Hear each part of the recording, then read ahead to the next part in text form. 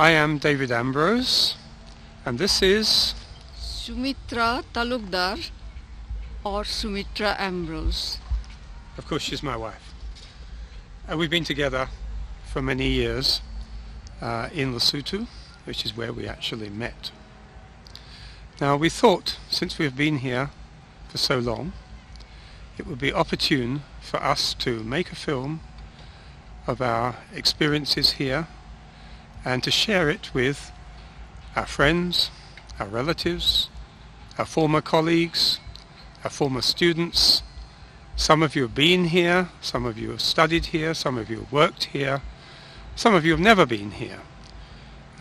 We hope we'll include something of interest to all of you. We'll try to tell you something about what we've been doing over the past 40 years. Now, how was it that we stayed so long? Expatriates are supposed to come, 2-year contracts, sometimes 4-year contracts, train local people and go away. And we're the exception. And have we done the right thing? Have we done the wrong thing? Personally, I believe that continuity is very important. But within the system of appointments here, it was not that easy to achieve, particularly for people like ourselves. As it happened, I came in an odd year, and Sumitra came in an even year, right? You came in 1966, 66. I came in 1965. So and of course we linked up, and We were in the same faculty. we were also in the same faculty, Yes. but eventually we were married and in the same house. And anyway, but our contracts always overlapped. So whereas our colleagues were often wondering what they were going to do next, and they were applying for jobs in other universities, we always had the flexibility of knowing that even if one contract wasn't renewed, the other one was still going on for another year, and it gave us some time. So actually, as it happened, much to I don't think it was our expectation, but we stayed here the whole of our working lives. I was in the mathematics department from 1965 until 89, but then with a break for 4 years when I was in the Institute of Southern African Studies, and I founded, at their request really, the Documentation and Publications Division. Sumitra, you remained in biology till 1990, 1990, when you yes. retired. And after 1989, I was lucky that the Institute of Education was willing to give me a home. I had an honorary associate research professorship.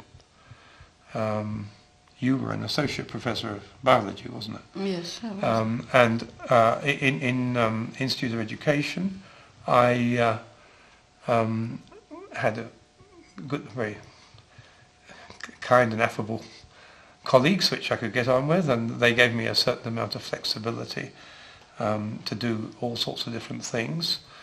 And although I wasn't getting a salary because it was an honorary position, I actually paid to them 15% of what I earned from other sources. And you'll gather from what's going to come quite a lot of different things that I've been doing. Some of them were unpaid. I did them for the love of it, but other things were paid. Sometimes were paid well, and that was a source of income both to myself and to the Institute. Well, much of our life here has been quite routine. The daily round of preparing for lectures, giving the lectures, marking assignments, helping students, and we will assume that all of that is taken, and that actually took up a great deal of our lives. But in this film, I thought what we would share with you are some of the more unusual and more interesting things that we've been doing. However, as we go by, we should pay tribute to this university, not only for giving us a home, but also to the colleagues and indeed the students of the university, many of whom have distinguished the university in various ways.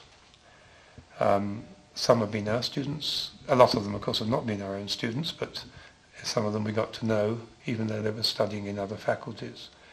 The present Prime Minister of Lesotho, Professor Pakadita Moses Sidi. He is a former student and a former colleague. The Vice President of South Africa, Phumzile Mlambo Ngcuka. She is a former student. We've got a former student whom we actually got to know was Tito Mboweni, the governor of the Reserve Bank, and a lot of other students. Quite a few of ours have become doctors and university staff. Distinguished in different Some of your fields. students became heads of departments in the University of Zimbabwe. Yes. When you got there, you found them. Yes, two of them. Yes. Heading two departments. Yes. And I think one of mine is now the Minister of Finance in Botswana. And indeed, again, the Vice Chancellor of the University of Cape Town, Njabulo Ndebele, Oh, yes. who's also a distinguished writer. Alumnus. He's an alumnus, and he was a student of mine. He was a very good student, and he took mathematics, English, and philosophy. But he finally majored in English and philosophy. So that's some of the people that have crossed our lives in various ways, and we have been very grateful for their contributions to the university after they have left and have gone into other walks of life. This film is going to be really rather personal, inevitably so perhaps because we are making it, and you'll get sort of our side of things, the way we look at ourselves, and that's of course a rather subjective thing. But a few people might, but in our presence they might not, say things about us which will give a more complete picture. There's one thing here which I thought maybe this is a external sort of evaluation of us. There's a book, Murder at Marija, by Tim Cousins, and Tim came to us when he was external examiner in English, and he had a problem. He wanted to know if a particular novel was based on a factual story. And he started telling me the plot of the novel, and I said, stop, I haven't read that novel, but I can tell you what happens next. And indeed, it was the story of the murder of the missionary Jacote at Marija, just about Christmas in 1920. And that was a part of a partnership. He used to come here quite often with any number of questions for you and me about all sorts of things. You were dealing with plants and traditional medicine, which figures in this book as well. And well, at the end he acknowledged that. But he said a bit more. What did he say? Actually, he said something about not only us, but about the house. And he said, the locals, I don't know if it's really true, but the locals call the house the Hammerkops, after those birds that collect everything for their nests, from reeds to ribbons. The Ambroses are the scholarly equivalent. Well, I don't know, you'll be able to see whether there's any truth in that. Although the Roma Valley is surrounded by mountains, our immediate surroundings are trees. We get between the trees, we get glimpses of the Roma Plateau, which is up here. And we'll be going up there first to look at the valley and the buildings, not just the university, but all the other institutions in the valley. We would like to introduce you here to our old friend, our Volkswagen Beetle. It's been with us for 37 years. We bought it in 1969 at Frankfurt Airport, drove it around Europe, had it shipped to South Africa, to Cape Town, driven back up to here, and since then it's been all over Lesotho, down Sunny Pass, up Onkeluk's Neck, and it's really been a very much a part of our life. It has a lot of admirers and a lot of inquirers. I'm afraid we often get people knocking on the door or stopping us on the road asking us if it's for sale. Well, the answer is it's not. We're going to use it now today to go up onto the Roma Plateau. Okay, get your sari in. Okay.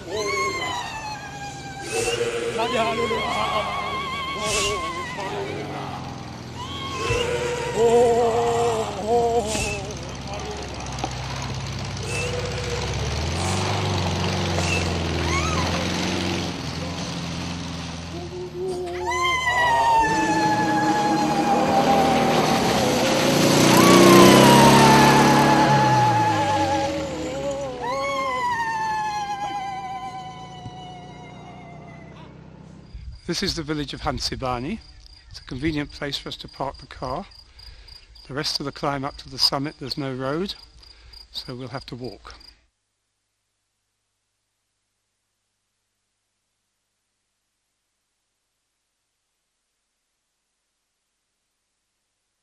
This building of neatly chiseled sandstone blocks was built by Mutiapalatagnani some 80 years ago.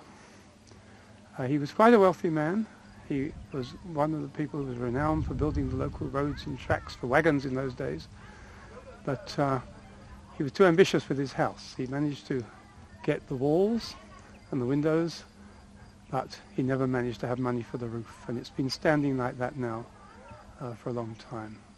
I never knew him, but his two sons, he had twin sons, they were both friends of ours, and one of them, Athanasius, was a builder, another one was actually a blacksmith.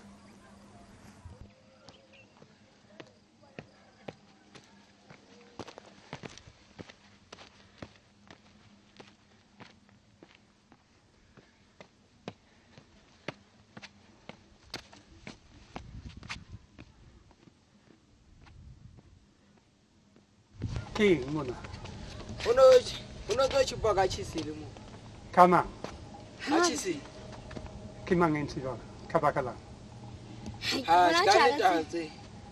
so he thinks they were made with a chisel. He doesn't know why.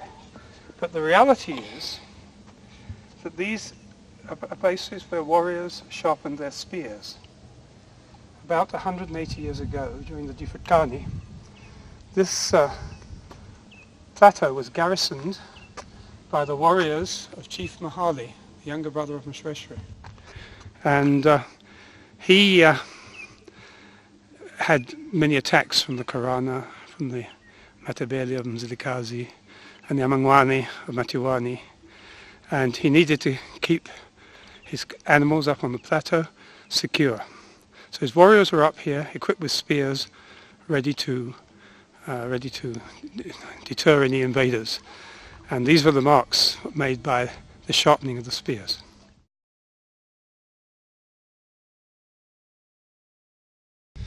And I often wondered about the rock formations which there are here. They looked a bit like petrified trees, but then again they didn't really seem as if that was what they were. They belong to a rock formation about 190 million years old. And 3 years ago we had a visit from a Hungarian geologist, actually it was a sedimentologist, Dr. Emese Bordi. She was interested in the rocks lower down in the valley. But I said to her, why don't you go up and look at these formations? I sent her to a slightly different place where they're as high as a man. And she came back wildly excited. She said, do you know what they are? They're fossil termitaria. They're the fossil ant hills, that's termites, white ants, not real ants at all, from 190 million years ago. And she'd been studying some similar structures in the north of the Limpopo province near to Zimbabwe. And she said, well, you know, these together with the ones I've been studying, they push back the history of termites 40 million years. Social insects, we didn't know they existed at that early period in geological time. This is also an example of what they're like. They're hollow like chimneys, although the original structure of the termitaria is now lost.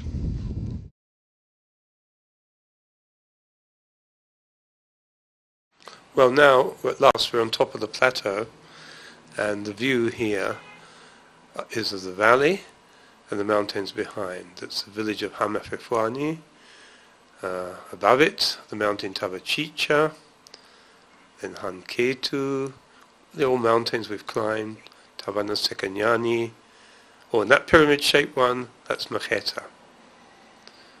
Now we go further along the range, that one is Maleswani, mother of snow, but there's no snow just at the moment. You see, of course, the white sandstone cliffs below, the Clarence Formation, and then on top there's basalt. And the highest of the basalt mountains immediately around Roma is Machachi. It's a mountain we've climbed many times with staff, colleagues, students sometimes, and it's 2,886 meters. How long has man been living in this valley? Well, the answer is a very long time, and we don't really know. But from near Tababasu, 12 kilometers to the west, there have been tools found from the earlier Stone Age, perhaps 200,000 years ago. Some 15 kilometers to the north, in the Putitsana Valley at a place called Ntwana, there's archaeological remains which are dated to more than 70,000 years. In fact, man has been living here longer than he has been living in North America or even Europe. In the valley itself, we have a very large rock shelter. It's not visible from here. It's quite near to the foot of the mountain Maketa that we've just seen, the pyramid-shaped mountain. And it's hidden from the most viewpoints in the valley. That's been excavated by Dr. Peter Mitchell of Oxford University, and he's found remains going back 12,000 years. Perhaps man was living there much longer than that. Who were these people? Well, they were the Baura, or San. We can also call them Bushmen. And they were the people that later were responsible for making the many rock art galleries of Lesotho. Actually, Lesotho, as such, we're not quite sure when they first came into this valley, but the first records we really have of the occupation of the valley is a person called Kobashiani, who was the son of Machachi, the mountain's named after his father, who'd taken refuge there during the troubled period of the Difatkani. Kobashiani, his descendants are with us and some work in the university, first built his house in the Talukdar cave. It was a time when there were attacks from Karana and various Matabele groups, and it wasn't safe to live down in the valley. But as soon as it was safe, which would have been in the 1830s, then villages were established all along the foot of the mountains, the foot of the cliffs, which is the place where you can actually find reliable springs, and they're very suitable places for villages. And so some of the villages you can see to this day were founded somewhere around the middle of the 19th century.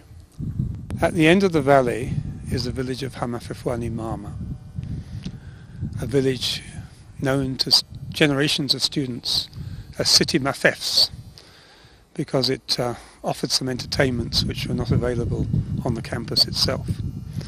So many, many students are familiar with that village in the distant past. Just to the right of the village and a little in front of it, we come to something which makes the Roma Valley rather special. This is the Roma mission. The Catholic missionaries came here in 1862. Mosweshri placed them here. King Mosweshri, the founder of the Basotho nation, had already had Protestant missionaries from France since 1833. And he didn't realize when the Catholics first came how many divisions there were within Christendom. And he soon realized he couldn't have the missionaries close to the Protestant stations, so he chose this secluded valley to give to the Catholic missionaries to make their mission. And so Father Joseph Gerard and Tati Gerata to the Basotho, together with two other missionaries, founded the Roma mission. They didn't call it Roma at that time, but it soon got that as its nickname. Father Gerard was a saintly man, and there's a shrine to him and his grave in the cathedral, which we can see here, the Pro-Cathedral. And then when the Pope visited, and the Pope came to this mission in 1988, September, he was actually promoted to the next stage towards canonization. A servant of God, Joseph Gerard, first apostle of Lesotho, who was born in the Diocese of Nantes in France on the 12th of March 1831.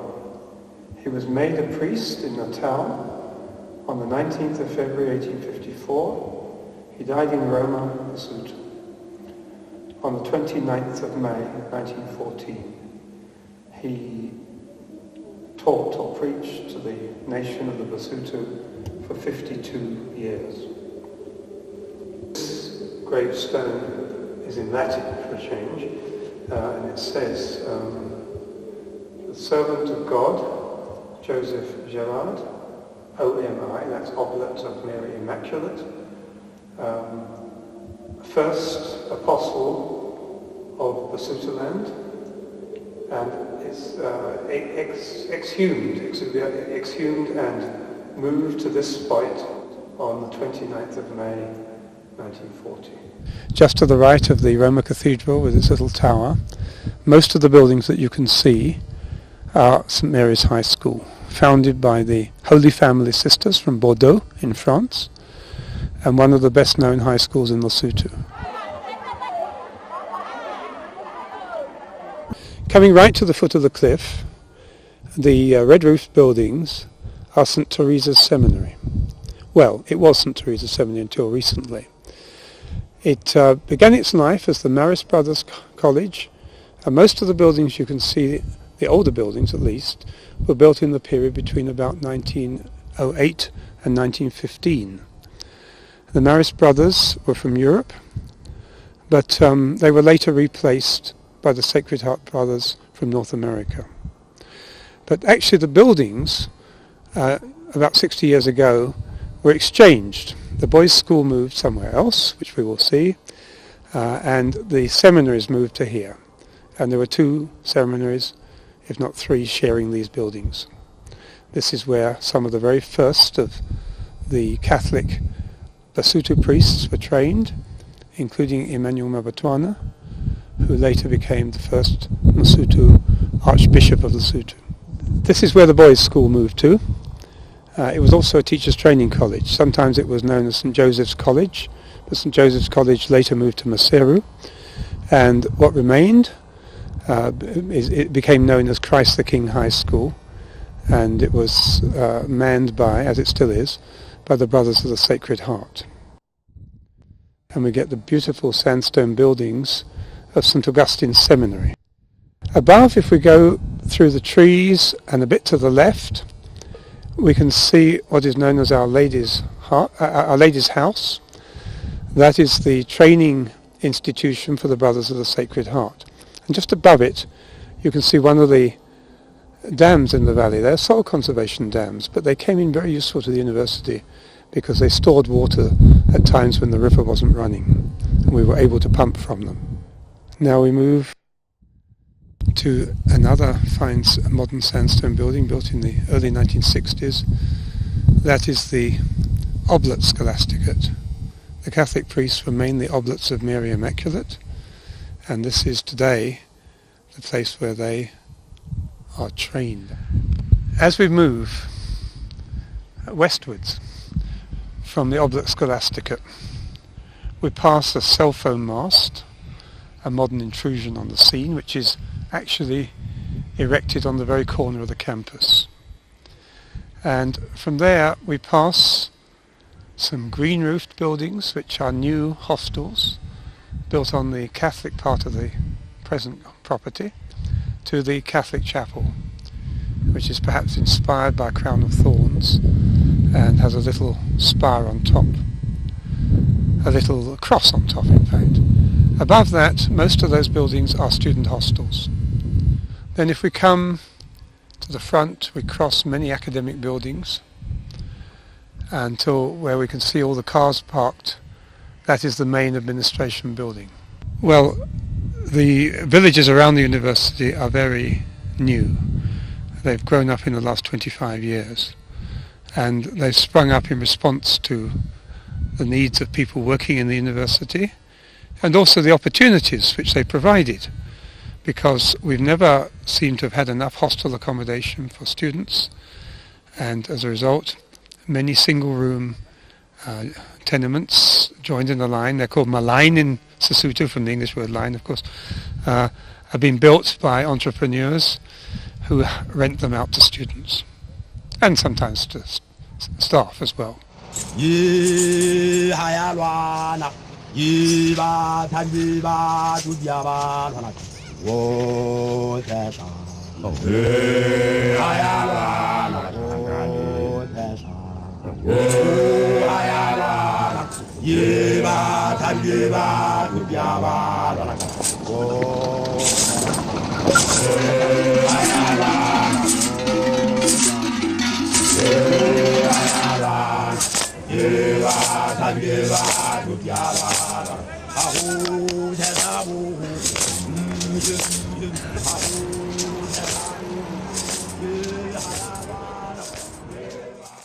I was born in what was British India, and then I went to school in different parts, and finally we came back to Calcutta, which was the capital of West Bengal, and there I finished my high school.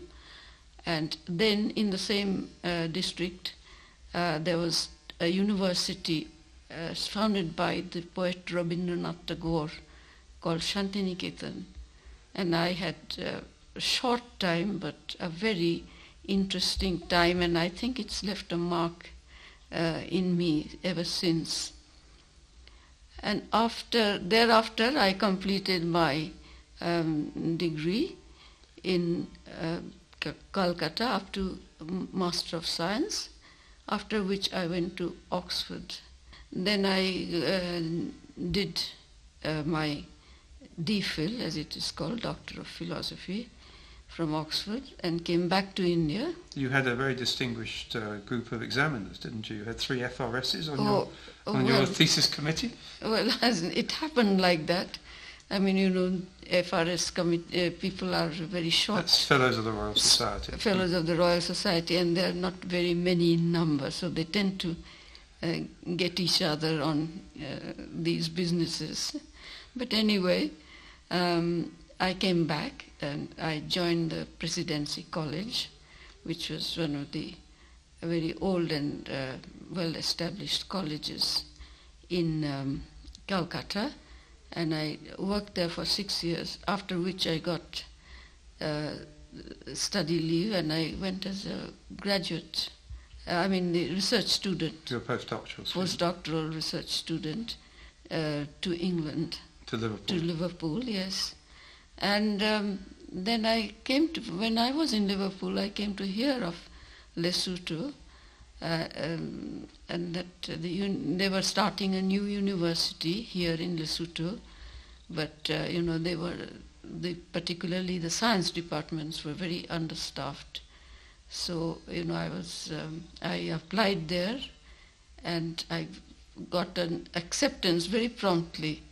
But I had applied to other places like Singapore, thinking Singapore is close to my home. I could go and see my people easily. But they took a long time, by which time I had accepted to come here. And that began my episode in Africa, which turned out to be very interesting. And I'm still here after how many years? 40 years, I think. I came in 19... You arrived 2 days after independence, yes, wasn't in it? 1966. 6th of October, yes. 1966. Yes. Well, my story is really very different. I was born in England, in what's now the Epping Forest district, which is northeast of London. I was educated, as it happens, at the same primary school as Jack Straw, the British Foreign Minister, but we weren't there at the same time. And I then went on to Chigwell School, and then I went to Oxford University, but I was a mere undergraduate, so it's very unlikely that I would have met Sumitra in any case, we weren't there at the same time, so we didn't meet. From there I proceeded to I read mathematics, by the way, and I proceeded from there to the University of Colorado, where I both studied and taught.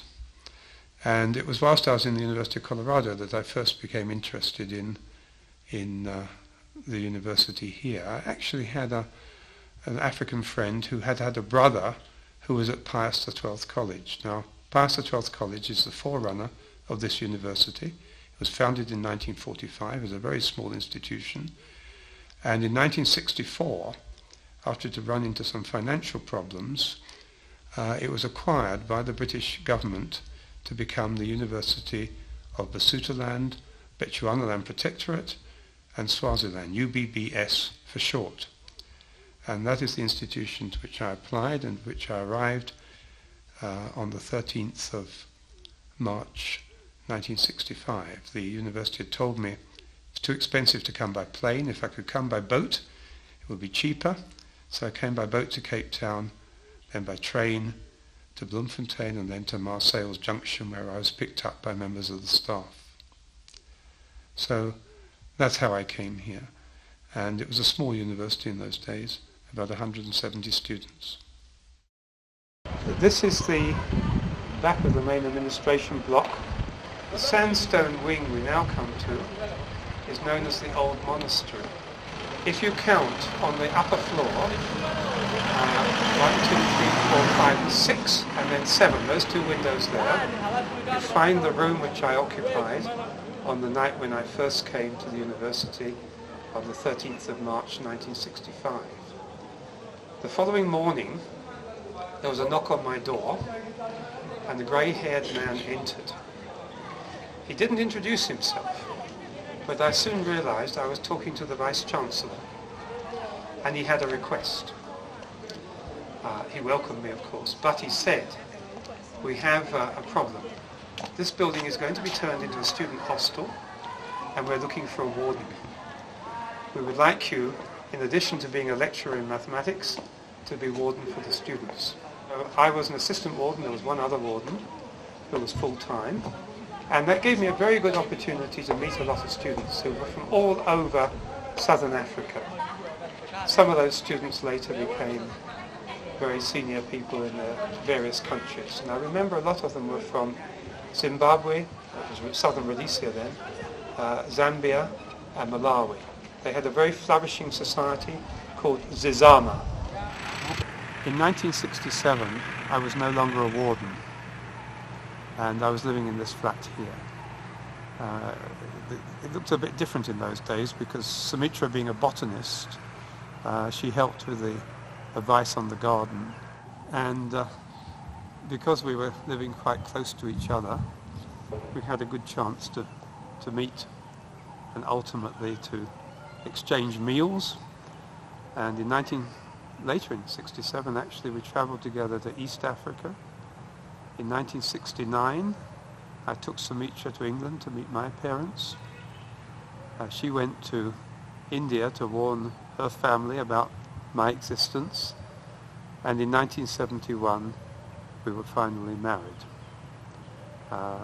There was actually not a single relative of either of us on the continent, so we thought the simplest thing was to have our wedding in the simplest possible way. So it was ourselves and two witnesses, Kalaki Sello, a Lesotho lawyer friend, and George Roman, who was a colleague of Sumitra's in what had become by then the biology department.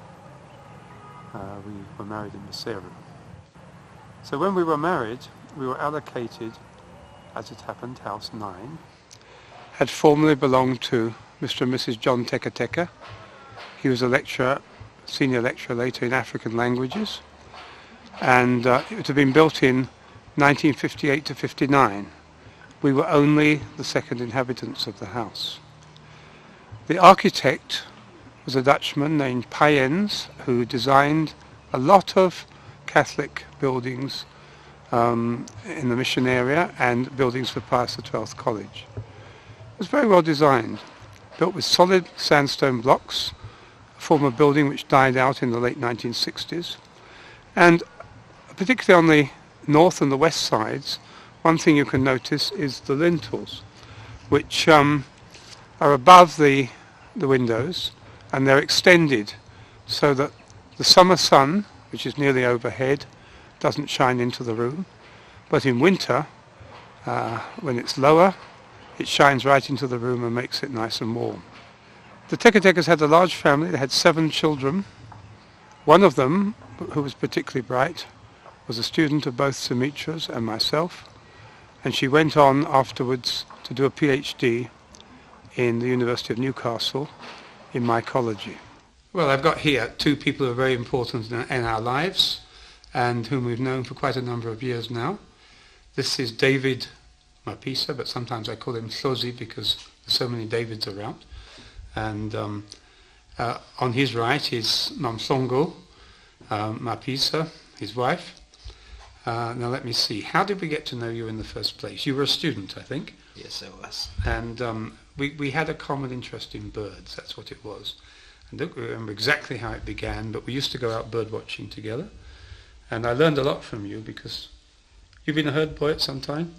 That's right. And you'd eaten the birds and caught them. You knew a lot about them from that angle. Yes, that's right. But you learned the error of your ways eventually. And eventually became very interested in birds. And it became his career. As a matter of fact, he's the only Lesotho ornithologist, that's what people are called who study birds. And he's gone on from the university. He started as a teacher, but then he went on to study further in Pietermaritzburg and then University of Cape Town. And your master's degree was on Radslark. Yes. Which, tell us about that. It's a pretty rare lark, isn't it? It's critically endangered and supposed to be rare, as far as we know. Yes. And I hear recently you found it somewhere else as well. Well, yes, I found it in Brownhoek where I'm working. Right, okay, Yes. That's very exciting. Now, I knew him since I can't remember what year, but this lady on the right I got to know a bit later. How did that happen? I knew that Ambrose through my husband. When I first came here, it was February 1997. And ever since, I worked with him in all the things that he does until now. As you see, the authors are the 2 of us, and it's the guide to the birds of the Roma campus. And we worked on this. You can even find his photograph inside because he helped with the rescue of... Is there? It's there, yes, there it is. The sparrowhawk. Oh, There it is. There he is. And there it's already beginning to get a little bit of adult plumage. It fell out of a tree on the campus after a big storm. yes. And we didn't even know the red-breasted sparrowhawk was nesting in the tree. It was such a secretive bird. There's a lot of bird records in here which wouldn't be there if it weren't for him. When I go out with him, I go out on my own looking at birds, but when I go out with him on the campus looking for birds, I think on average we score another 5 species because he knows their calls. He's very, very good at knowing their habits and spotting them in difficult positions. Well, I still remember quite very well when I first met Professor Ambrose. It was through his wife, Dr. Talukdar. It was during a book sale in the library, and she brought me here. And, she was coming to show me stamps, and very soon Professor Ambrose discovered that, I know a little bit about birds, and he took me out, and that's where our friendship really started. And I must say, most of the knowledge that I have now came through him, through books. He bought me books, several things. He employed me, and he was paying me quite very well. And, the position which I'm now holding in South Africa, which is my fatherland, I would probably not have reached it without him. Yes. As a matter of fact, you helped me with a lot of other things, wasn't it? With Yes, the mapping, yes, with mapping, and also... yes, traveling through the and country. then what about the Maseru project? You were part of that? Yes, that's actually where we started. That was the Maseru After history. birds, yes.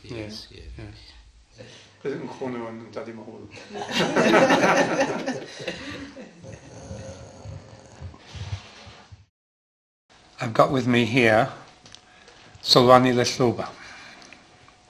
He's very local. He lives within walking distance. And indeed the Lesloba family have been in the Roma Valley since the time of King Moshoeshoe. Solwani, how was it you first came to meet me? Well, you were helping my sister in high school. I was in Newen. That's right, Neo. Yeah, Yes. yeah. Yes, she completed high school and she also became a student eventually, wasn't it? Yes. Yes. And did she send you to me? Yes, she's the one who introduced me to you. And when? Yeah. What happened when you first came? Well, I was first impressed by the house with so many books and firstly you tested me with my table, if I know my table. And you were right in the beginning of high school then somewhere. Yes. And did you know your tables? No, I didn't know anything about Oh, so what happened then? I always say I won't sponsor anybody who doesn't know their tables. So what Yeah. happened? Well, I started studying my table at that time, and I ended up knowing it. You came back a week later Yes. and you knew them? Yeah. Okay. And that was the beginning of a long sponsorship because he went right through high school and you got a very good school certificate at the end. Yes, that's. But you've been working hard. Yes. I remember you came to me yeah. many times. Why did you come to me? Well, I came to ask mathematics books and ask some questions Yes. in mathematics. But you did a lot of self-study, and in the end, when you got the school certificate, you got one of the highest marks in the country. Isn't that right? Yes. You had to go to the awards ceremony. Yeah, I did. And I don't know whether you enjoyed that because you're a very quiet and shy person normally, but anyway, you have to get recognition, isn't it? Yes, I really enjoyed it. Now, what are you doing now? I'm doing my third year in National University of Lesotho now. You're third year here and you're studying BSc. BSc, Yeah, I'm majoring in computer science and physics. computer science and physics. So Yeah. one more year and you'll be finished. Yes, that's And then you'll be in the big wide world. So we're now going to give you a tour of our main living room. It's also a working room. It's a place where we entertain so many visitors, people wanting information of one kind or another. And it's got a few interesting things around the wall. This little shield here has the name of the British Schools Exploring Society on it. And it was presented to me because of my participation in two expeditions which have been to Lesotho, 1998 I think, and 2003. And I happened to be the scientific advisor. In other words, my job was to devise, or to suggest at least, the actual undertakings of the different groups. They call them fires, because they're campfires, which undertake the scientific work in Lesotho. Now, the BSCS, or British Schools Exploring Society, is an organisation based in London, and it's designed for people that they call young explorers. They're aged 16 to 21. That's to say, in Britain, sixth formers, gap year, first, second year students. And they go to relatively remote parts of the world. In the case of Lesotho, they went to relatively remote parts of Lesotho. And the kind of things they did were counting vultures, exploring for rock art, measuring the heights of waterfalls, doing a census of a very rare plant called the spiral aloe, and so on. Usually there's been 6 or 5 or 4 different groups doing different things. And I'm lucky to have with me today Leswitsa Makafani, who's beside me, and he has participated in both expeditions. He played a considerable role in the first one, and in the second one he was particularly important, because along with the British young explorers, a very essential part is having Lesotho counterparts who are also young explorers. Now, he'll tell us about how he chose them and what they did. A selection had to be done of the Lesotho young explorers, and I was given a task to go around schools around the country to try and raise a team of Lesotho young explorers who would join the team. And given the size of the country, it was a bit tricky for me to travel around recruiting people because I only needed 6 young explorers. So I focused on Maseru, starting here at NALIS, which is National University of Lesotho International School. A team of 6 were selected, and they had to be given some practical lessons on survival in the outdoors and a taste of an expedition before they could actually go on the main one. That was done, going over the Plateau of Kumi and other interesting places until in August 2003 when they joined the main expedition. All the time they live under tents and they have to try as much as possible to survive out there, and they take these expeditions in winter in very, very remote and inaccessible areas in the mountains of Lesotho where temperatures are extremely cold, without a bath for up to 6 weeks. I've heard stories that there have been icicles hanging inside the tents, and also that tents have blown away in the strong winds over the escarpment. And there's been a few injuries, haven't there? People falling off horses and things like that? Absolutely. At one occasion, a group doing ornithology was on the Drakensberg escarpment when strong winds arrived and blew one of the tents over the escarpment. They could not spot where it had disappeared. It was just carried by the wind and far in the Drakensberg. But I can't remember. How did you first meet me? It was actually from the 1998 BSCS expedition. Ah, yes. I, at that time, was not a student yet, but I had heard that 4 of the projects we did in 1998 were actually designed by you. And when I came to the university in 1999, I said, maybe I should meet Professor Ambrose. And okay. That's how we met. Thank you. Well, this is a map which was devised for schools to be put on the wall. It's got the text in Sesotho on the left-hand side, and the same text is in English on the right-hand side. It was taken from an old atlas, Royal Atlas of Modern Geography, published in Edinburgh. And it shows Lesotho as it was when it extended into the plains of the Free State. This is the Caledon or Mohokari River, which is the present western boundary. But in those days it extended right out here. Bloemfontein had been founded only a few years before. That's the end of the name Bloemfontein, as far as the Kaba River, which is now called the Modderrivier. Here's Tabantu or Tabanchu.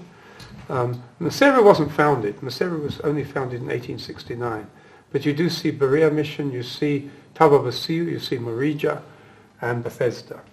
And this area here was the one which Mashweshri allocated for the immigrant farmers, as they were called, the Boers on the Great Trek.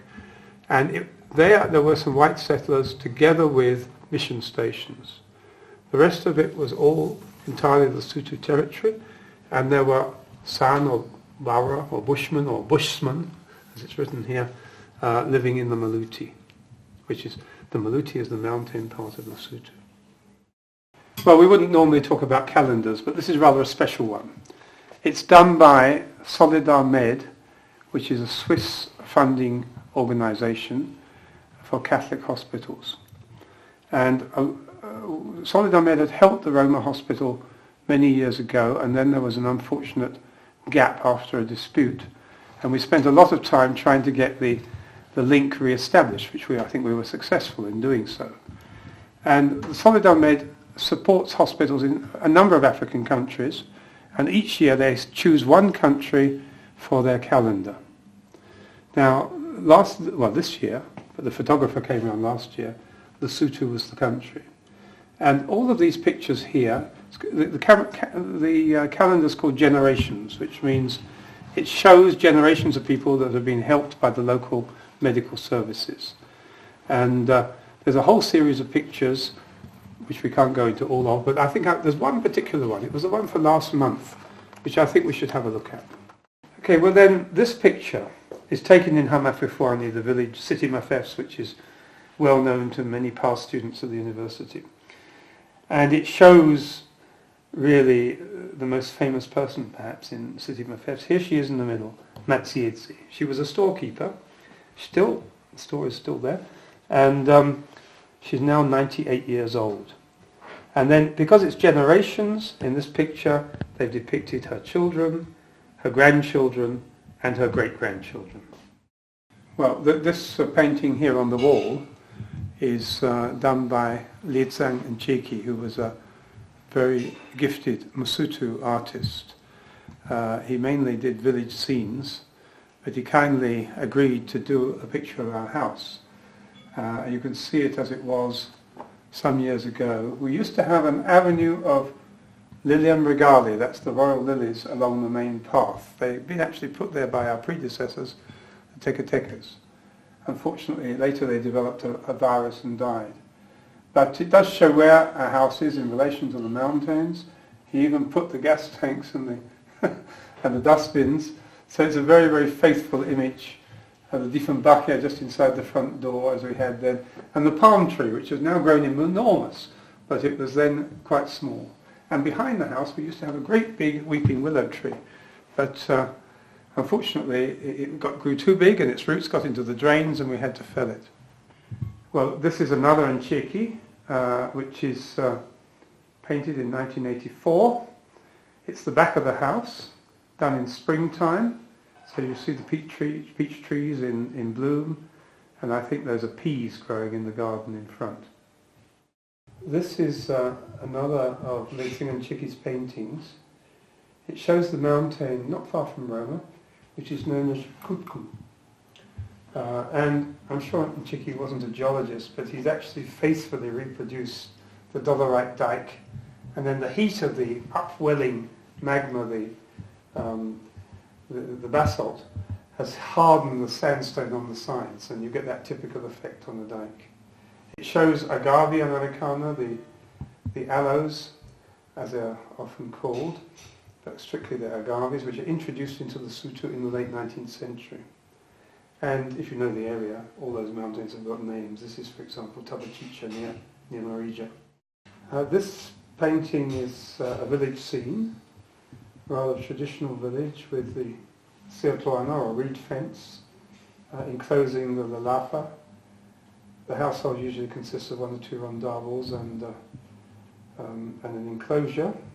Nowadays it's very difficult to get reeds, so you don't often see it. And we can see on it here is a young lady, and she's grinding maize probably, or flour anyway, by the traditional method using a grinding stone. You have one upper stone on a concave lower base, which makes a leluala or mill. This is a village scene near Haketioni, not too far from here. It was done in March 1976, and if you check March 1976 you will find that indeed it was a very wet summer. And you can see here, he's very faithful to what was actually happening. The wall of the house has collapsed, and it's been repaired with a stalk from the agave, 2 stalks from the agave to hold the roof up whilst it's waiting to be repaired. And the flowers in front, I'm sure, are cannas, which are very commonly planted by people who are interested in flowers to decorate their gardens. This picture was specially commissioned by us. It actually records a journey that I made with some others from Sahonghong to Kachas Nek on foot. And we had donkeys carrying our goods. The donkeys are on the left. There were a couple of horsemen coming past and overtaking us. And I recorded it originally on film, on slides, and Lietsang Ncheki actually then copied it. It shows the scenery of the Senku Valley, the rather remote spot, and behind there are the mountains, including Tabahubedu, I think that's that one, of the central range of Lesotho. The view is somewhere between, if I remember rightly, Dibeswaneng and Mosiniking. Well, moving around the room, we've got up here, well, they just happen to be examples of maps which I've drawn on the computer. This is the new university campus, formerly St. Teresa's Seminary, and this is the map of the main Roma campus. House 9, where you are at the moment, is just there. This is our attempt at a computer representation of House 9, and we've used it as a logo for our publications. This is a map also with a story, but rather a long story, so it won't be told here. It originally belonged to a friend of ours, Captain Webb, who lived in Paarl. It's actually one of the famous maps of Lesotho, compiled and lithographed at the Intelligence Department, Horse Guards, November 1880. And it was a general map which was used by the Cape forces during the gun war, a very unfortunate period in Lesotho's history. But it could be considered also as Lesotho's war of independence, because the Lesotho won that war. Well, we're trying not to make this film into a commercial for Volkswagen, but it's true that we owe a lot to the Volkswagen Beetle, as I think you'll realise from other footage in this film. Underneath is a design of this house, together with a model car. It was done by a friend of ours, Jenny Boffard, and given to us as a present. We've got some old pictures of ourselves and our relatives up on the wall. There's our son when he was very small, and his friend Dennis Semogeveri. There's my mother. There's my father. And that's Sumitra with her father. Rather faded, I'm afraid. They've been on the wall for a whole generation. In between, and in between the elephants, is a picture of some of my relatives. My father and mother, no longer with us unfortunately, but they both came and visited Lesotho. My sister and my sister's 2 children, and that should be my brother-in-law, but he got half cut off. And that was a present from her, and it's a depiction of a lamachara in Sesotho and Sukobo-kobo. That was done by my sister. Well, something I've done for the past 30 years is to keep rainfall records. There's a rain gauge in the garden, and it was very much an amateur thing really, but in the end, because of its continuity, it's assumed some kind of importance, and we're still keeping them to this day.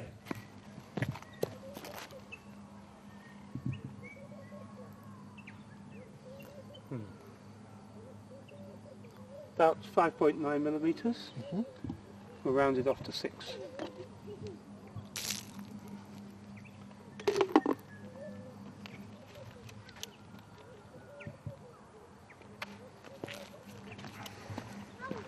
My rainfall records start about here. I was lucky to be able to fuse them with earlier rainfall records kept in the Roma mission, and very, very regularly by Brothers of the Sacred Heart and by the priests at St. Teresa's Seminary. And they go back, with a bit of a gap there, right back to the 1930s. This summer happens to have been an extremely wet summer. We had 106 millimeters summer goes from October to March, so 106 in October, 130 in November. Then December was very dry. The first 2 months were above average, December was way below. But then it made up for it by absolutely enormously wet January, 305 against the mean, which is only 134. And then February, 357. That's the wettest month on the whole chart. And then even March was wet, 189, and it's gone on to a wet April as well.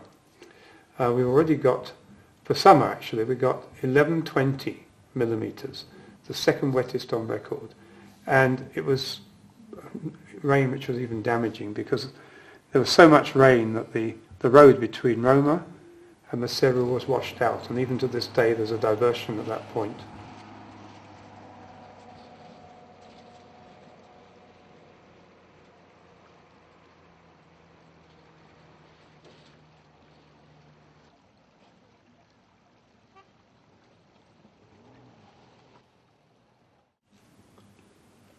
This house is full of books, And because of the bibliographic work, there's always a lot of books waiting to be added to the main computer database.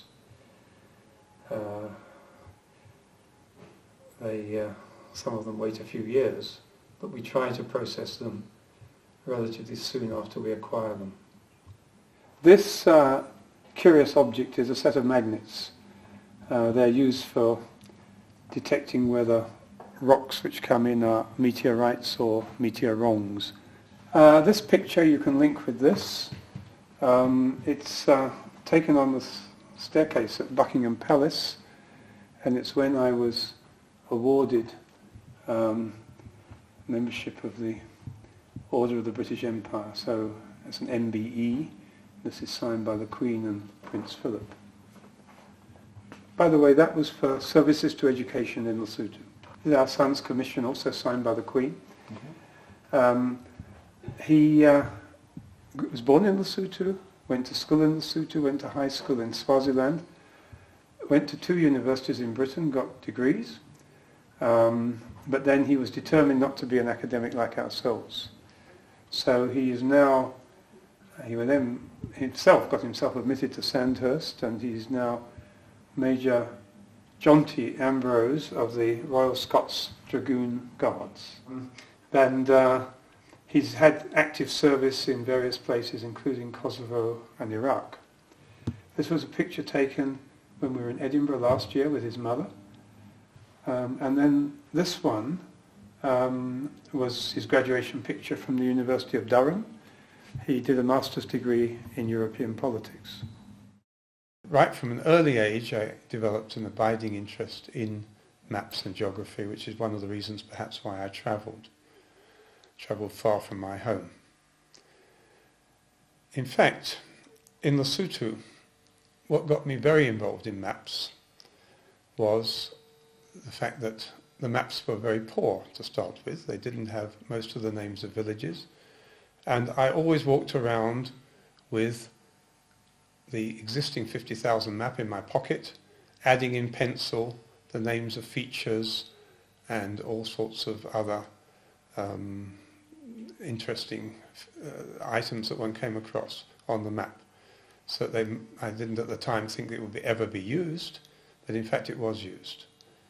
What happened was that the British government sent a mission to Lesotho in looking at future aid projects. It talked first of all with the government, and then later they came out to the university and they talked with some university staff. And being very much aware that there wasn't a good map on a scale of 1 to 250,000, I suggested that one of the best development projects could be to compile such a map, because any development planning needs good maps. The British government ultimately agreed to that project. They said they would put in 85% of the money. The Lesotho government should put in the other 15% of the money. And it was approved. But then there was a problem. The 15% wasn't actually money. It was actual information to draw the map. The information, the compilation, the map would be drawn and printed in Britain, but the information had to come from Lesotho. And I was in trouble with Maseru, because they said, hey, you've got us into this. How are we going to do it? I said, well, maybe I can help, because I've got a lot of 50,000 maps annotated. They said, can we borrow them? We want to copy them. But then I said, really, you can't do that, because I put on these maps all sorts of things like rock paintings, which you can't show on the other map. So then I got to the job of actually doing the compilation for this first map. Let's hope this, no, this one isn't going to fall. This one, I think, yes, this is a better one. This one shows the kind of state these maps were in. They had new road alignments put on them. I drove along the roads and very carefully looked at the landmarks and showed where the new roads were, because the original photography for this had been done as long ago as 1950-51 sort of period by the RAF, the Royal Air Force. And a lot of things have changed since then. This is the Masiti area. Now, what I did was I actually made a schedule of which of the information which was on my maps should be used on the new 250,000 map. These are 50,000, so there's a linear reduction of 5 to make it into a 250,000 map. The final map is this one. That was the one done by the British Aid Project. It was a map which was in 2 sheets. A north sheet, like this, and the south, like that. And the two fit together, but they also make a very nice folded map which you can is portable and you can take around. And that was the standard map of Lesotho. It was done in the 1970s. Well, we'll now move forward quite a number of years, and the British map is now very much out of date, and British aid is also declining, and Switzerland appears on the scene. Now, the Swiss are very famous for their maps. Arguably, they're some of the best maps which are produced in the world. The Swiss are also quite selective in their aid projects, and one of the projects which Swiss have funded is cartography, making maps in other countries. And they chose the countries where the maps were not very good. But unfortunately their choice was thwarted by other factors. The first Swiss mapping exercise was in Afghanistan, and it had to be aborted because of disturbances there before any maps were drawn. They chose their second country as Yemen. Yemen was also poorly mapped, but a war broke out between the north and the south of Yemen, and the result of that was that they had to leave without any maps being made. They then came to Lesotho. Lesotho, the situation was very much better. They were able to train some very able Lesotho. 2 of them, Lesole and Victor, that I worked with, became extremely skilled cartographers, working for the Department of Lands, Surveys and Physical Planning in Maseru. But making maps, there's 2 things to it. One is to draw the map, which is rather like designing a book, or even the printing stages can be done as well. But somebody has to compile the map. And after 4 years of the Swiss project, they didn't have any maps drawn because nobody had compiled them. And they saw my name on the British map, and they said, well, wouldn't you like to be part of this project? Now, I've been a pure volunteer with the British map, but in this case, I joined them as one of the team, as a paid member of the team, for a period of something like 18 months, to make, first of all, the 250,000 map, which is this map behind me here. The map came out in 1994, and it was very up to date. In fact, so up to date that it was showing things which hadn't yet happened. One of which was the Katsi Reservoir. It actually says shown at 1997 full surface level. So it was predicting where the Katsi Reservoir and its various islands would be. Now, parallel with this map, we had an educational project. And we were very anxious that schools should use the map because the use of maps in Lesotho is not very widespread. And so a booklet was prepared about the map as a guide for teachers and other users. Well, we had quite a bit of fun in designing the key, and of course the poster corresponds to it, in translating the terms into Sesotho. The map also shows schools. It can only show secondary schools, and we showed them according to who they belong to, because most schools in Lesotho are controlled by churches, and the Roman Catholic Church is square. If there's a school separate from a mission, it's shown as a black square. When they're combined, it's shown like that. Similarly for Lesotho Evangelical Church, which is round, and Anglican Church, which is triangular. Other churches have a diamond. And this book includes a history of map making in Lesotho, with a very old map there, and one of the pioneer map makers lived 100 years ago. And it then has pages which correspond to the features on the key. And it's designed at 4 levels. 4 levels: primary, 14-point type; junior secondary, 12-point type; high school, 10-point type; and then there's another typeface which indicates university level. It was an experiment to write a book like that, but it is actually a book that can be used at all sorts of levels. Finally, we've persuaded the post office to produce some postage stamps. The postage stamps show the Katsi Reservoir part of the map, and as it was in 1978 on the British map, which I was associated with, and then the very early map, the Dobson map of 1911, which was done by this gentleman here, Captain Dobson, who unfortunately perished in the First World War. The stamps were in sheets of 10 stamps, and they were the common denomination, 35 decenti, which was used for internal post.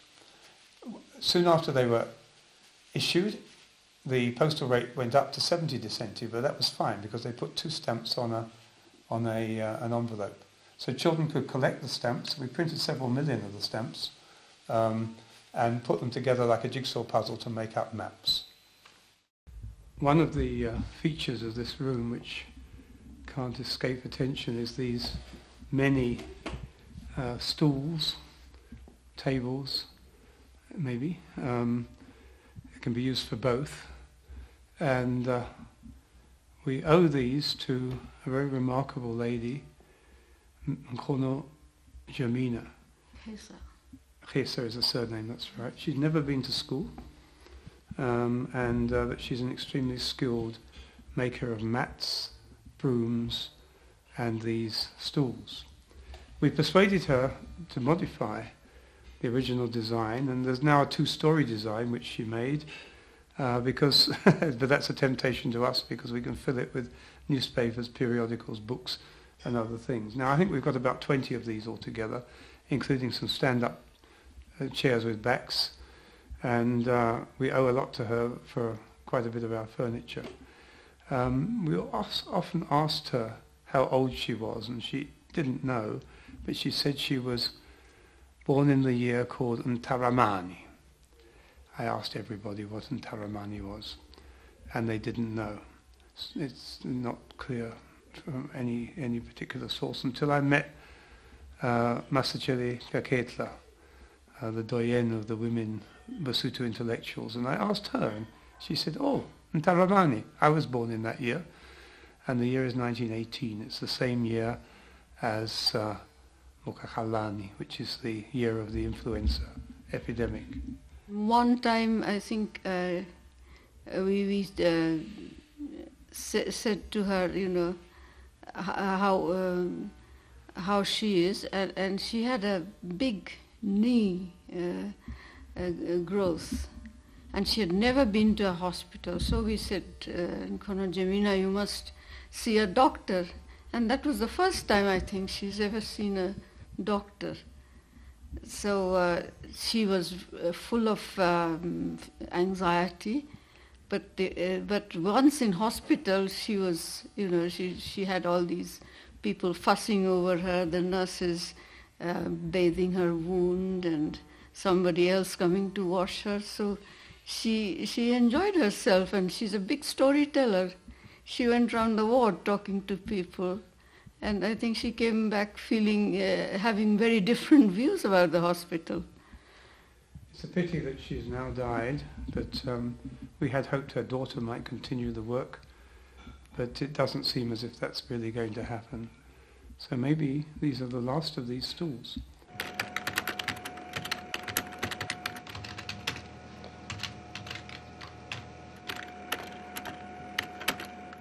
This is where most of the work gets done, and mainly in the evenings because of the interruptions during the day. The hallway is only part of the book collection. Larger size books are here, books, and then the smaller sizes here. These are the Lesotho books in alphabetical order, but we only get from A to E on this shelf. On the lower shelf here we've got Lesotho books, and with the bibliography, the way every book is listed, it gets a number in the bibliography. This one is 124.284. I've pulled out one by G.M. Kodisang, and this is his book of poetry.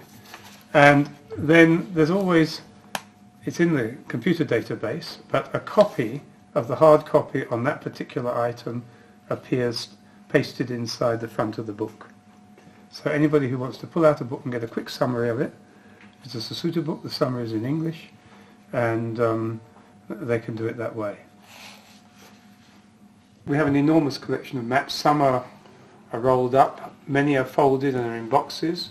We've got shelves of maps here, and we've got some maps on the wall here. There's one map I'm particularly attached to. The original map had very, very few names on it because it's the old Lesotholand series map.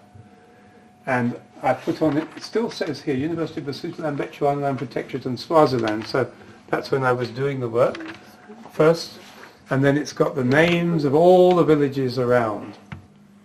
Well, in Lesotho, I never imagined I would be talking about Mahatma Gandhi. But the Indian Association, on the anniversary of his birth, 128th anniversary actually, organized a big gathering, and it was David who really said that I had met Mahatma Gandhi, and they immediately said, oh, then you must come and talk to us about it, which I did, and I lit the lamp for them, and I told them a little bit about when I met Gandhi.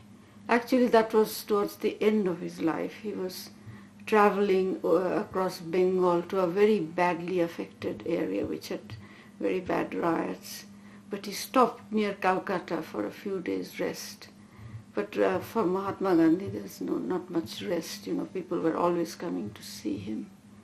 So I had a chance to see him there, and he came over to us and asked us. I was with my mother and my sister. About what we were doing. So I said I'd just finished high school, and he said, well, you're one of the lucky ones. You must work with the less fortunate ones. And I've always remembered that when I myself started working, I was associated with industrial schools and literacy classes. Our very great achievement was that we taught an 80-year-old lady to read, and she was so delighted. She said, now I can read the holy books. I still remember the smile on her face. Anyway, this is the way Gandhi spread his influence, I think. These are two portraits, my father and my mother. My mother passed away at a relatively young age. She was only 37, I think. And my father lived for 40 more years. But he was always very loyal to her, and he had this picture of her always by his bedside. This is Mema Seiso. She's worked for us since 1980, actually. That makes, 26 years? Isn't that right? Maybe. Yes. And so Mema Seiso, just tell us a little bit, you can say in Sesotho if you like, about the work and what's happened over those years. Bana ba ka ba sena thuto itsa ke fitla mona mo nga mona ang hawe hape ke hodisitse ngwana le hlonolo ona le sekolong se tlase sa mathomo a ya se bohareng o fitla qeta dithuto tsa e be ba le sole kwana England nna ntse ke le Lesotho ntse ke sebetsa ka mokgwa o le mong le ntate o nthusitse haholo ka ho haha ntlo ke na le haka ona jwale ke isa swabeng ha batho ba fihla. This is the village of Hamama Oplas, and we see Memasisa's old house, the Rondavel, and then behind it is her new house, which is made of cement blocks and which we've helped her to build. It's sad that the first time it came into use was about a month ago, the time of her husband's funeral.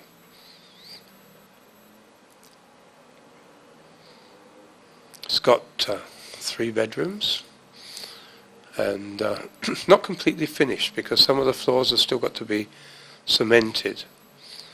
But it gives her a lot of space for her goods which were really crammed into the old house. She really needs the new house because she's got so many children, well, not children, grandchildren. They've skipped a generation.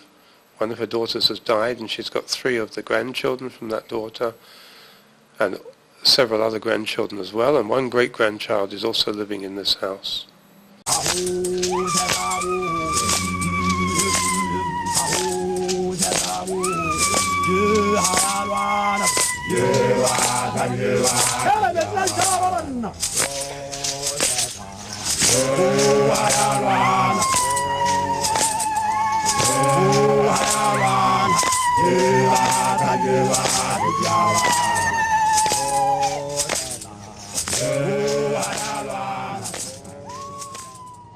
Well, I'm going to take over from Memase, so one of her jobs which she has done for us regularly. What we've got here is an old friend of ours. It's an Aga cooker. Actually, all the houses on the campus 40 years ago had stoves like this. This is the only remaining working one. This is the main hot plate. It can be very hot. This one is the simmer plate. And how does it work? Well, what we do, we put, what we did first is we get this one, which is the riddling tool, and we open the bottom here. Mama Sisa, can you open the back door?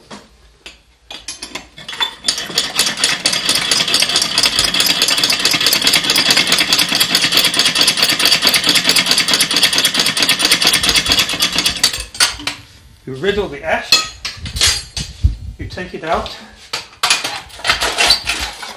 it then goes to be tipped on the ash heap. You bring it back, put it in, charge it up with more coal, anthracite actually.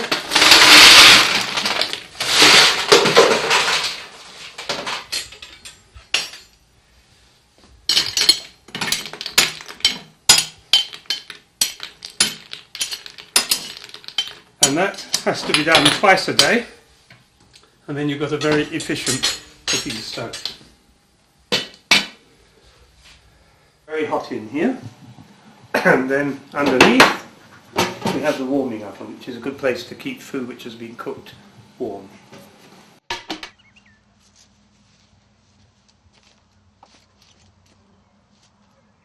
Same thing here.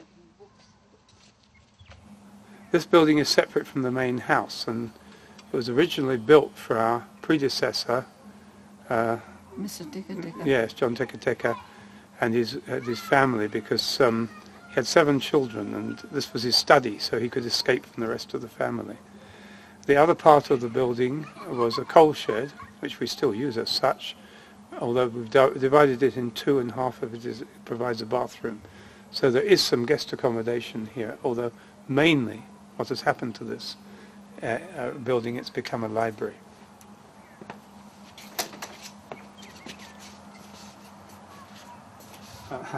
We're not showing you the whole of this because even the bathroom has got a linen cupboard in it which is full of books, which has even been a sore point for many years. But at the top there you can see our document boxes. That's the way the bibliography is being conserved, the documents which make up the bibliography, and altogether we've done about 300 boxes and there's about 300 more to do before the job is complete. Below we've got here part of the periodical collection. It's actually enormous, the periodical collection. There's something like when we last counted it was 870 volumes, but I'm sure it's over 1,000 now. We've got virtually every periodical since 1970, the Lesotho periodical and bound set of it. The larger ones are down here. These are newspapers. These are the shorter period periodicals. And the cat, I think, is not allowed in here. Is that right? Well, I think it may be quite useful if there are mice. She's been good at keeping mice away. Mm.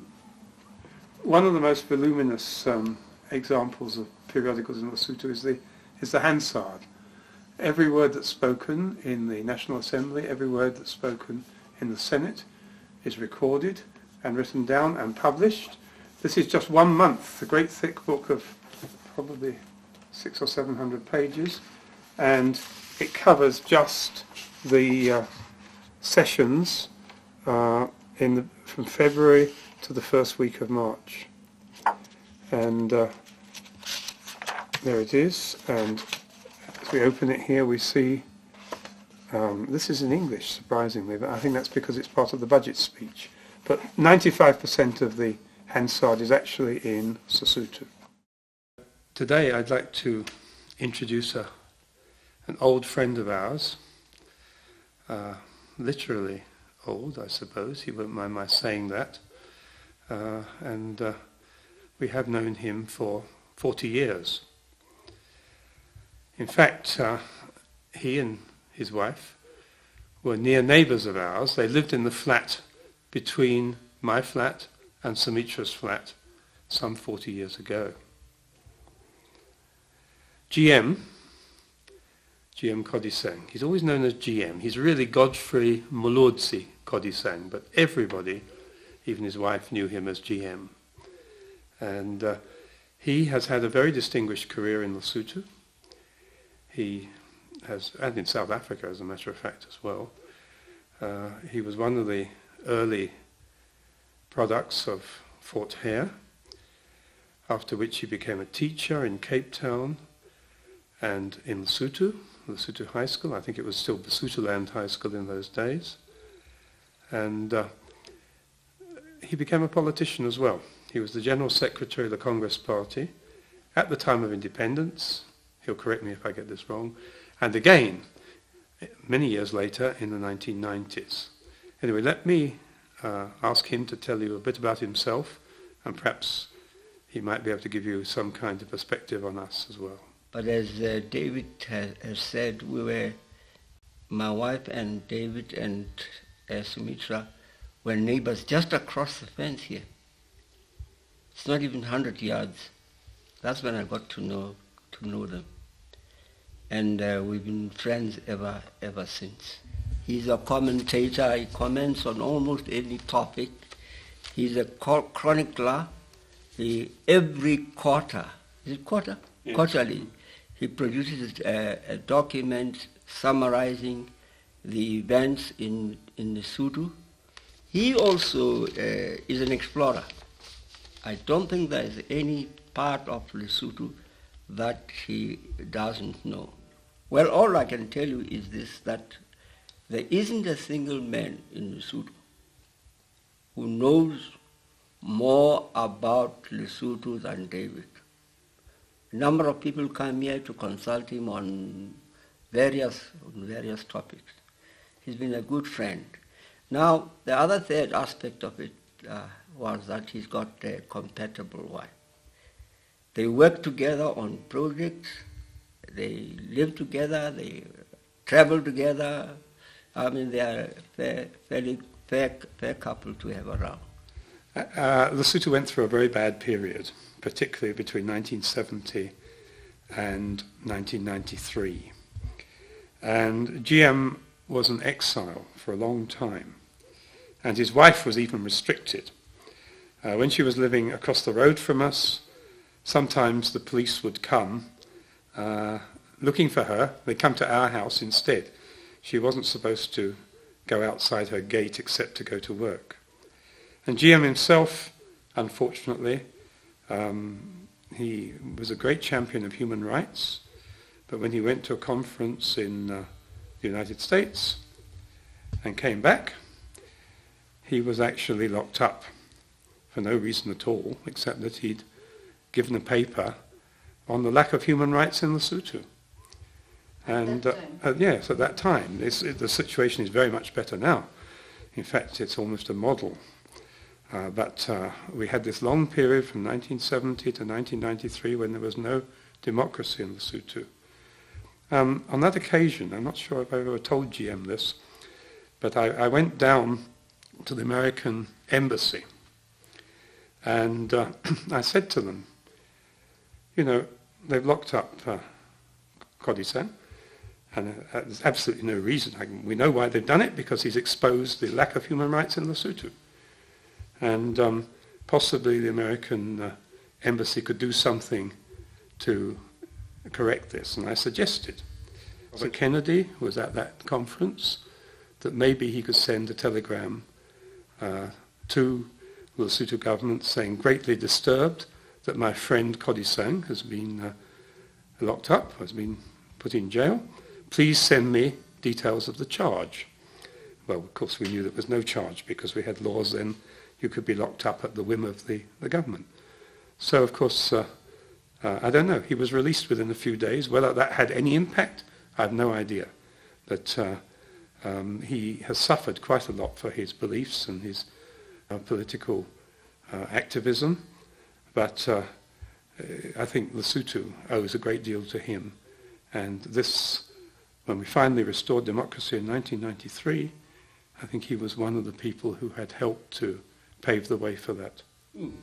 Well, actually, as far as that is concerned, after I was received during that 1975 arrest or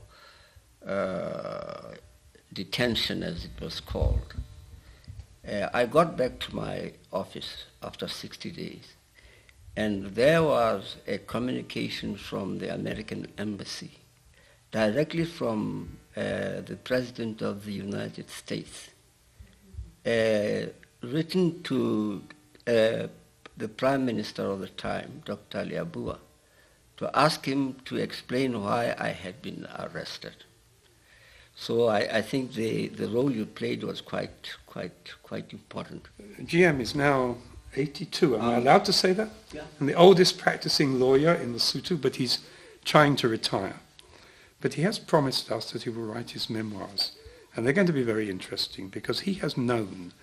You see, he, as General Secretary of the BCP in the 1960s, he was traveling all over the world, and the people who were his friends and acquaintances were the people from the other freedom movements, people like... No, Oliver Tambo, Dr. Mandela, Walter Sisulu, and various other people. On the continent, I was in contact with the late Kwame Nkrumah of Ghana, Abdul Nasser of Egypt, Secretary of Guinea, to mention a few. Apart from the fact that I was a colleague of the late Dr. Seretse of Botswana. I forgot to mention that Ndali Kodisang has got another skill, and we've benefited from several times over the years. He's a good cook, and he makes cakes. I believe he learned it from his grandmother. From my grandmother and my mother. And your mother. Mm-hmm. Okay. So let me ask him to cut it, and we'll enjoy it. Okay.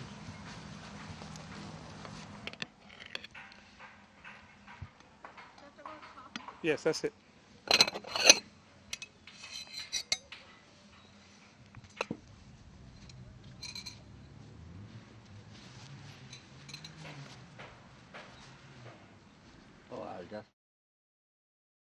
I think we're paying you to do, you're doing domestic science? Yes, sir. I'd like to introduce you to some of our young ladies who we sponsor at St Mary's High School. We've got 3 of them here, and I'll let them introduce themselves. This is Totoana, right? Totoana Maichu. Yes, sir. And Totoana, you're at school. What are you going to do when you finish school? I want to be an accountant. Well, that's quite a useful thing.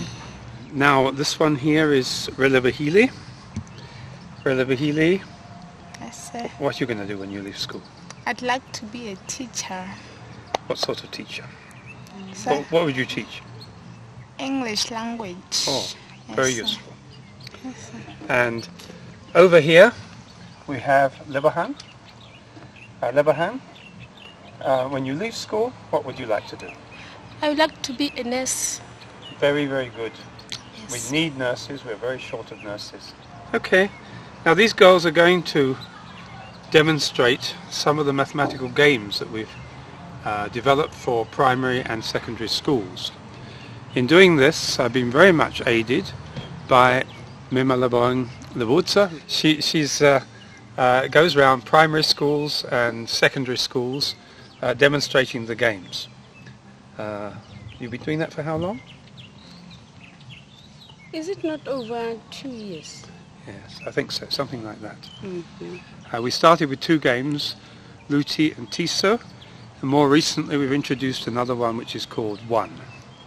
Now there may be time to just demonstrate not the whole game.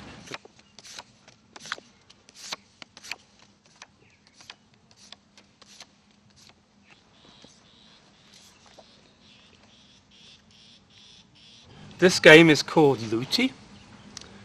It's named after the currency of Lesotho, and the Luti is divided into 100 decente. And the symbol for decente is an S. Now this is an addition game, the simplest of our games, and the aim of the game is to see combinations of cards which make exactly 1 Luti. Look at the table there. Girls, can you see any combination there? Yes, yes. Where is it? Show me. Okay, 70 plus 22 plus 8. So if they can shout Luti, the first person that shouts Luti gets 70, 22 and 8. Was it you? I don't know. You can put it underneath your cards and then you get some more cards. And the winner of this game is the one who wins all the cards, eliminates the other players. There is Luti here, but we can't continue without, before you can get this Luti. Yes.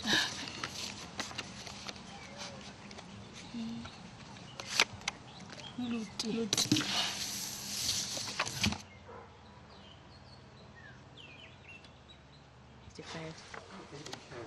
Loot.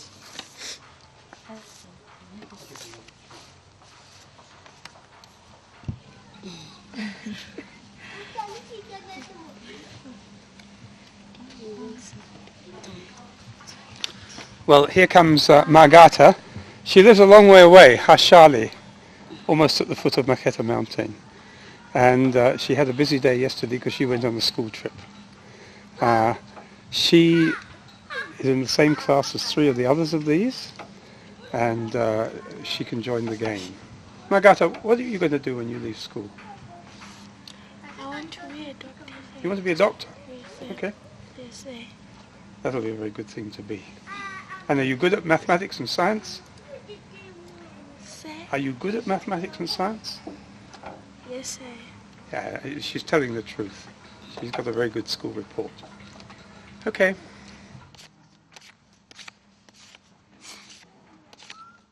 Practice, isn't it? This game is called Tiso, short for Katiso. It's a Sotho word for multiplication. And it's the second of our games. It's a little bit more difficult than Luti. Both of these were devised for primary schools, actually. But even the high schools find children haven't got the right kind of skills, and they actually are using them as well. So we can start the game, and as we go around, we'll maybe explain some of the points. Okay? Who's going to start? How do we decide that? It's me. It's you.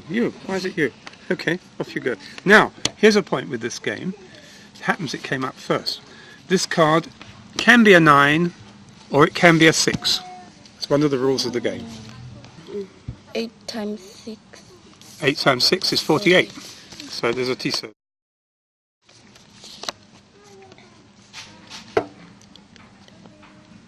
Teaser, 2 times 32. There's no answer. Penalty card. 2 times 36 is 72. Very good. 2 times 45 is 81.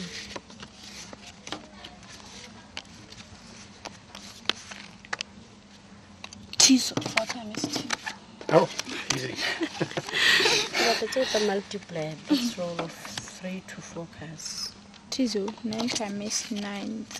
So this one's of multiplication, Tisho. You have to keep on shuffling, otherwise you'll run short of vectors. Teaser. Tizo, This is the most recent of our games. It's called One. And it's not particularly culturally specific. It could be played anywhere in the world. Like all the other games, it comes in a packet. I think it's been shuffled a bit inside. Inside the packet comes the rules of the games. Incidentally, these are produced by the Marija Printing Works in Lesotho. The first ones we produced ourselves, but now we've produced several thousand. They actually are mass-produced, although it's a fairly labour-intensive process. There's the rules of the game. This one is One, in English. On the other side, Malawi Papadia 1, ka Sesotho in Sesotho.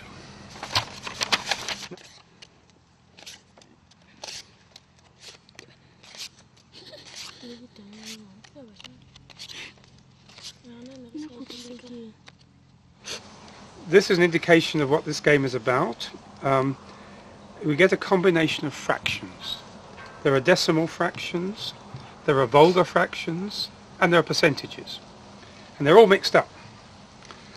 Everything here is less than 1. Now, it's an addition game. You have to find a way in which the cards which are on the table add up to 1, and then you shout 1.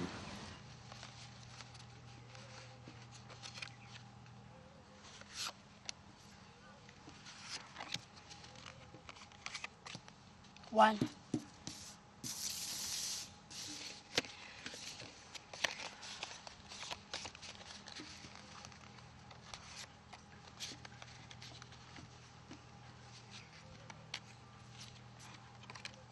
One.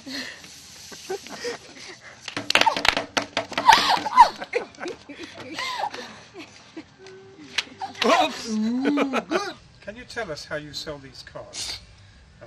How do you travel? I'm traveling on my own using public transport. I've gone as far as Mahalsuk district, and on the way to Kuting, I've been as far as Holy Cross. Then from there on the other side, I've been as far as Butabute. When I arrive at school, I always ask for permission and explain myself, then play with teachers and the principals. And who wins? I always beat them. Okay, and do the schools buy on the spot or what? Sometimes they do, mainly the secondary ones. They do buy on the spot. But the primaries, the teachers are buying for their own children. The high schools are best customers because they are paying cash on the spot. The primary is free.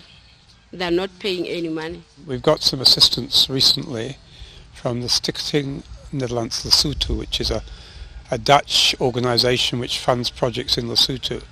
And they're going to be able to help us to get free cards for primary schools.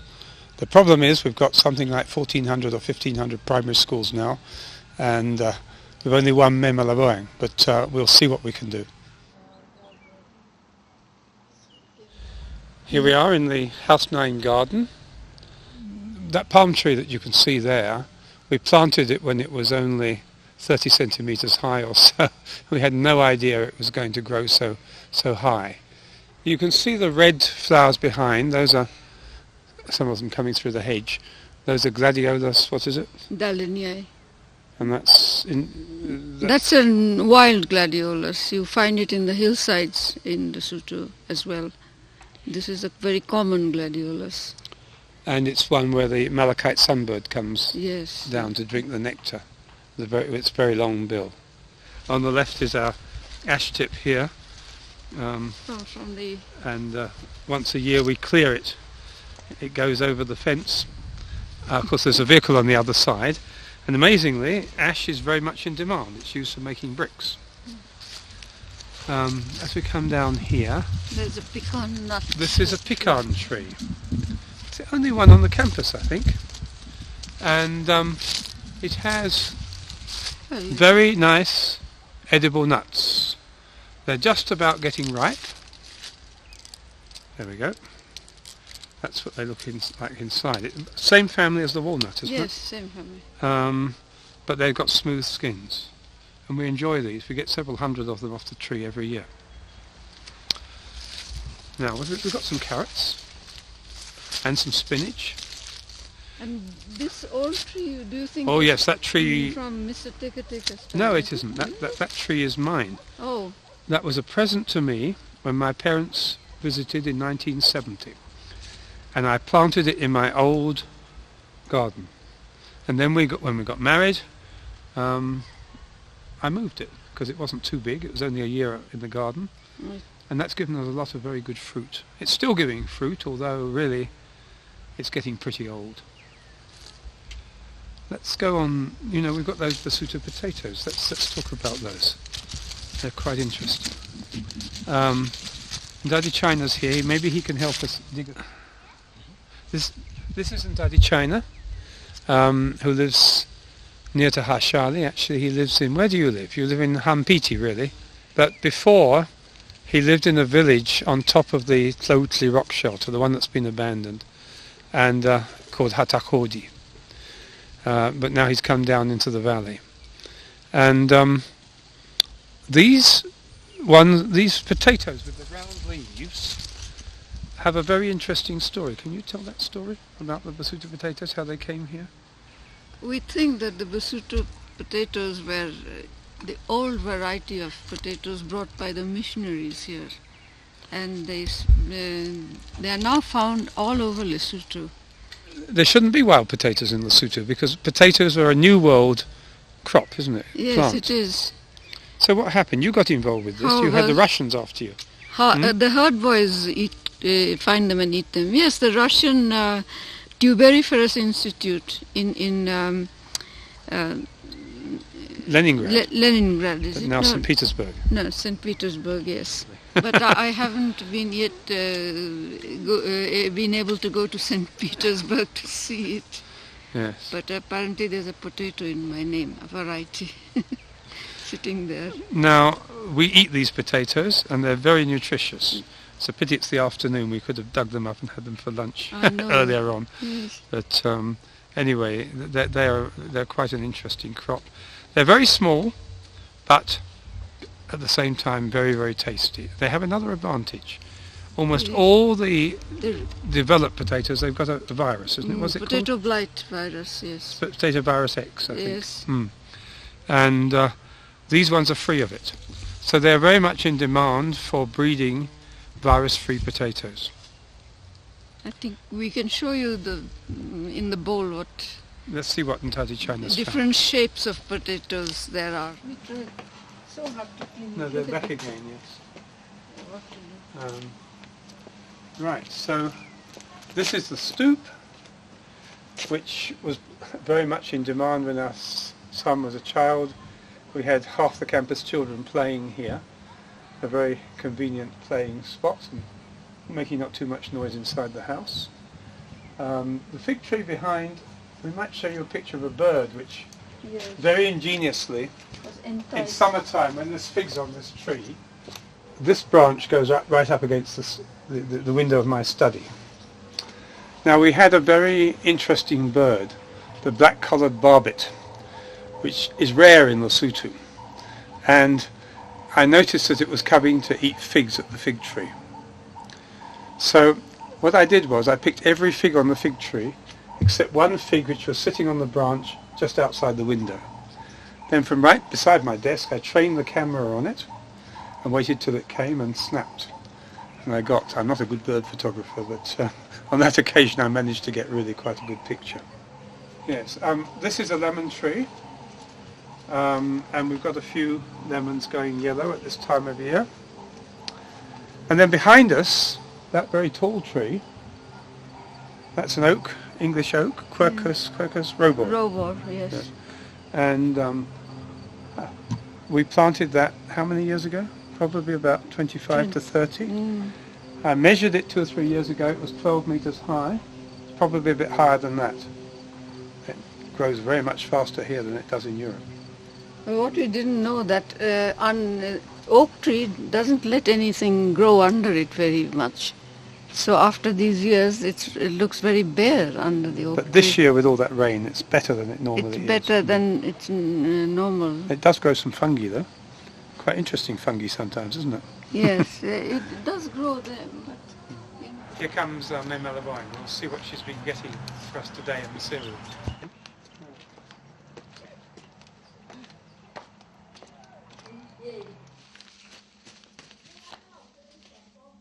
She goes to Maseru once a week to collect documents and newspapers and publications of all kinds as part of the bibliography project. And also we get multiple copies because one of the jobs that we do is to supply these to overseas libraries that want to keep a good Lesotho collection, even libraries in South Africa as well. So this is what she's got today. We've got mainly, there's 2 issues in Malodi, right? Because yes, that's 2 different weeks. Yes. Managed to get those missing 2. You've got the missing one, so yes, that's very, very good. Yes, Mopeme, Moeletsi, it's the Catholic one, this is the government one, then Sweet Public Eye is the one with the widest circulation and it's the largest newspaper. Then we keep in touch with Britain through the Weekly Telegraph and OK Maluti News and Mochochonono here. And you've got the business directory, right? Yes, that I do. Yes. And Hansas too. Of everything that's spoken in the Parliament. And the one she's got this week are for the Senate. There's a similar series for the National Assembly. And we actually have 3 libraries in America which subscribe to the Hansard of the Lesotho Parliament. And so this one's from Sechaba. okay, that's work for me to do. Environmental impact report on the top of the Sioux Cultural Village. This is only part of it. I've written part of it, other people have written part of it, and I think I'm the reviewer for the overall project. It's taken quite a bit of work. That gives her the number of copies that she has to collect of each item. The title is there. The location in Maseru is there where it can be found. And then each issue is recorded week by week so that we don't miss one or we don't buy it twice for that matter, which could otherwise sometimes happen. I didn't manage to get number 1. You didn't? I failed to get it. So, did they print it in Epic? Because maybe we can get it from the printer. But said he will get it for us. He will? He said he will. For each year, we've got this going back actually to 1841 when the first Lesotho periodicals came out. And each issue of a periodical, like this is the Lesotho Government Gazette, which has many, many issues, is recorded with a square, and the number is recorded next to it. And if a periodical covers a quarter, for example, it's shown by a square and then 2 arrows. And usually the most bulky one is actually the Hansards, because the Hansards are daily. And this is like a calendar, January, February, March, April, May, June. You can see immediately that the National Assembly didn't sit in January, it didn't sit in April, but it was sitting in February and March, May and June, then it had recess, July, August. Here's September, October, November. It was sitting, had the whole month of December off.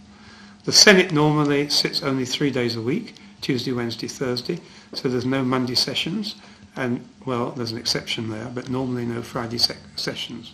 So this is a very neat and compact way that we devised for showing the complete periodical situation in Lesotho. That's to say newspapers, quarterlies, and even ones which are slightly less frequently. Back to back with the newspaper links with Lesotho. There's the January issues, 4 issues numbered volume 378 to volume 381. Here's the February issue. Here's the March one. Now in March there were 5 weeks, but the 5th week there was no newspaper, no doubt because of Easter. Then we have April, May, quite regular there. Then they got muddled up with their numbering. It often happens. After 410 they had another 410, so recorded as 410 bis, and then there's no 411, it goes 12, 13, 14. Same thing happened again here, and again here. They got themselves in the muddle with the numbering. And right at the end of the year, okay, there's one issue covering December, January.